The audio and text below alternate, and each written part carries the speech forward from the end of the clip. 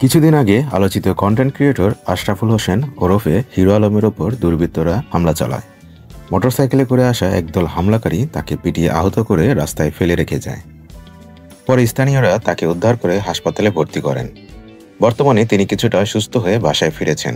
শনিবার হিরো আলম আফতাবনগরের ঘটনাস্থল পরিদর্শন করে এবং পরে থানায় গিয়ে হামলার ঘটনায় একটি মামলা দায়ের করেন। মামলায় তিনি কন্টেন্ট ক্রিয়েটর মিথিলাকে ১ নম্বর ও ম্যাক্স অভি ওরফে রিয়াজ অভিকে ৪ নম্বর আসামি হিসেবে উল্লেখ করেছেন। এছাড়া মিথিলার স্বামী চমন ও তার ভাইকে আসামির তালিকায় রাখা হয়েছে। হিরো আলম অভিযোগ করে বলেন, মিথিলা ও তার স্বামী আমাকে মারতে চায়। অন্যদিকে ম্যাক্স অভিও আমাকে হত্যার চেষ্টা করেছে, কারণ সে বহুবার ভিডিওতে বলেছে রিয়ামণিকে বিয়ে করতে চায়। আমাকে মেরে ফেলতে পারলে সে সুযোগ পাবে, এই কারণেই এই হামলা। বর্তমানে পুলিশ ঘটনাটি তদন্ত করছে এবং অভিযুক্তদের বিরুদ্ধে আইনগত ব্যবস্থা নেওয়ার প্রস্তুতি চলছে বলে জানা গেছে।